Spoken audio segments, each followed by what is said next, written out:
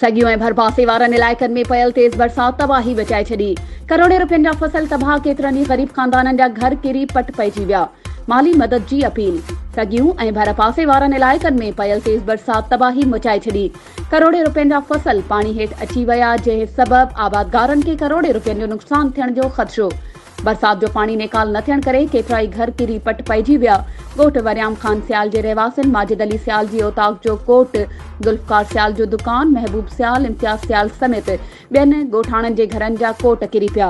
जॾहिं त ॻोठ गाजी ख़ान मंगणे जो जे रहवासियुनि फैज़ मोहम्मद मंगणे जो, अहमद ख़ान मंगणे जो, रजब अली मंगणे जो, शफ़ी मोहम्मद मंगणे जो ऐं ॿियनि जे घरनि तोड़े औताकुनि जा कोट किरी तबाह थी विया आहिनि। ॻोठाणनि आला अख़्तियारनि खां माली मदद जी अपील कई आहे।